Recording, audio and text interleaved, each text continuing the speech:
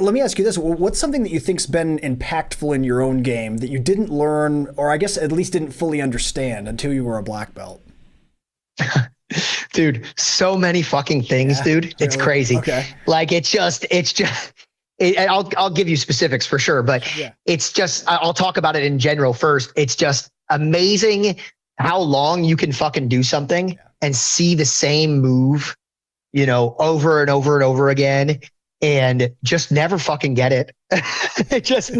You're just literally no closer to getting better at the move, you know, today, 16 years into training than you were, you know, a year into training. Yeah. And then one fucking day, something just clicks. And it's exactly the kind of thing that I was talking about. Number one, it's just the fucking grind. It's just showing up every day. It's just putting in the hours. It's just being there on the fucking mat. Because if you don't have that, I mean, you got less and less opportunities for it to click.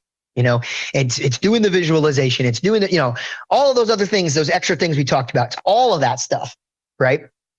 You want to provide yourself the biggest window to have these amazing light bulb fucking moments. Well, those light bulb, you know what's a really good book for this too. I think Joe Rogan recommends it a ton. There's probably other people. War of Art. War of Art. I read it recently. I want to say like last year or something like that.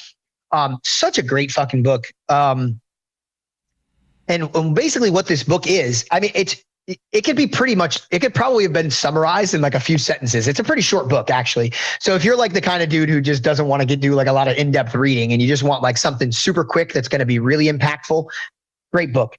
It could probably be summed up in a few sentences. I mean, the gist of it is like whatever it is that you're trying to do, you know, just do it put yourself in a position to improve upon it as often as possible. The guy's basically just like, dude, if you want to write a book, you got to fucking sit down and be in a position to write that fucking book, you know, eliminate the distractions.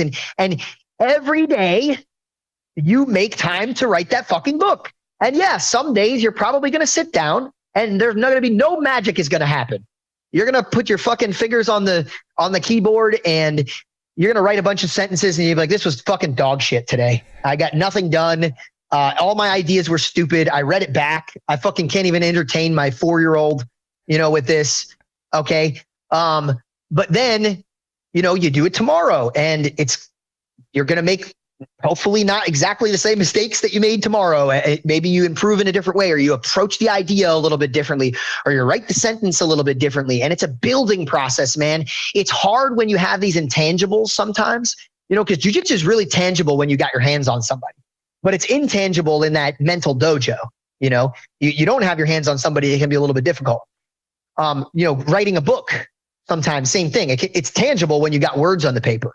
You know, but until the words are on the paper, the progress is a little intangible, you know? So I think when you're, you know, to break past that intangible barrier, you just got to create as much opportunity for you to do that as possible. So yeah, man, War of Art is really, really good at expressing that in many different ways. I'm probably not perfectly encapsulating it, but that's the idea. And it's really nothing special. Just fucking, you know, do the thing. You know, be there, create the opportunity for the magic to fucking happen, you know, and it will, you know, if you build it, they will come. I forget what that book is, Field of Dreams. Yeah. Field of Dreams. Right. Yeah. I read that when I was a kid in school. That's another one. I mean, that one's a little bit more out there, but it's the idea and concept behind it, you know, is very good. And, don't just expect like out of nowhere without you creating the environment for it to happen to just get these massive improvements. You got to be doing all the right things to make that work. So anyway, you know, and even some of that might have to do with, you know, getting enough sleep and all the whatever, you know, line it all up, make the fucking stars align. People talk about the stars aligning. Make the fucking stars align. You know what I mean? Like you have a lot of shit in your power. A lot is out of your power, but you have a lot of shit in your power. But anyway, so that's what I would say. You know, that's the first thing that needs to happen. And yeah, each and every day that passes, you might pick up a new detail that you might try to apply with a broad stroke to a bunch of different places. And then all of a sudden you maybe try it a little bit different, or you saw somebody the other day do it a little bit different, or you don't even see somebody do the technique that you're doing. You see them do a completely different technique and you're like, wait a minute, is the triangle kind of connected to the katagatame in the way that the elbow meets the neck? Is that kind of the same thing as the hamstring meeting the neck? And now all of a sudden you're like, oh, when I make that minor adjustment with my elbow getting a little closer to the neck, could I make that same minor adjustment when I'm going to go for my triangle and make the triangle a little bit tighter? And then all of a sudden you go to put a triangle on somebody and you're like, holy fuck, the triangle works. I never had a working triangle before. Holy shit. Yeah. That's all I needed to do. And you fucking hate yourself, but dude, sometimes that takes 15 years. Right now, I'll tell you what I'm hitting.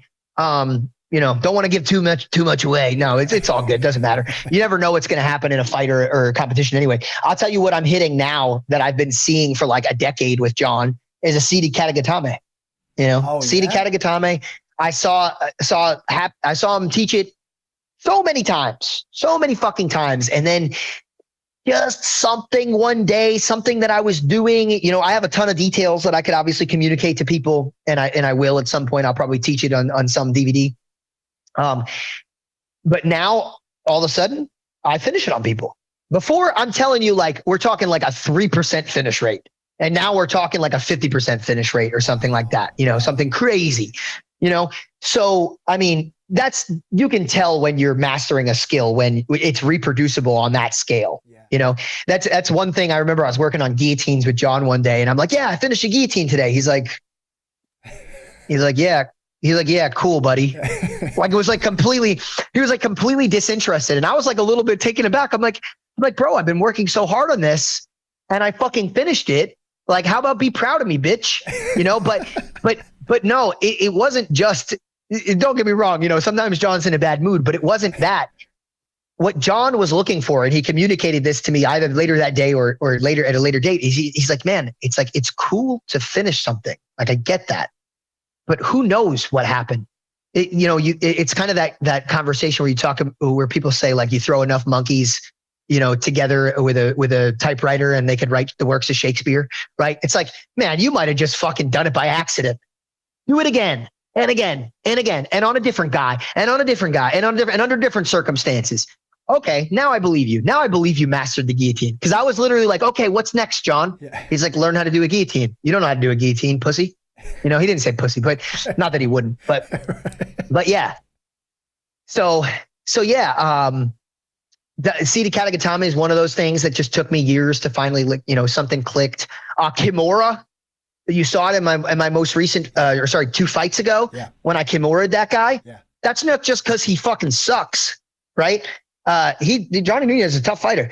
That Kimura, I finished maybe 1 or 2 Kimuras my whole jiu-jitsu career. No, it was really, really, really, really tough for me. And something happened during training during that fight. We were working on the wall and I had a guy that I was having a tough time countering some of his wall work. And I started using the Kimura in a slightly different way than I had been doing it before, with a different direction of force. And I kept reversing him on the wall. And then after I started reversing him on the wall, I started submitting him. And it happened more and more. And I was like, holy fuck. I was like, I can finish Kimura now. Yeah. Look at that. Not that I could never finish a Kimura before, but it just wasn't a reliable submission the way that other submissions were for me. It wasn't like a 3% finish rate like the seated katagatame, but it was low. It just wasn't like my main move. The trouble with that one with a Kimura is like you'll get a lot of success if even with little understanding on people who aren't that good. But the seated katagatame, even when people aren't that good, if you're not doing it right, like you still won't get success. Like unless they're going to tap to you squeezing their head, you're not getting a lot of success. But Kimura, like basically, if you get a guy's hand behind his back, and he's not paying attention, you can finish it. So, and even a high level guy, you catch a guy sleeping with his hand behind his back, you'll catch him. I would do stuff with Kimura, but it was rare that the Kimura was the finish. So that's an example of something that kind of came to me later. That's so.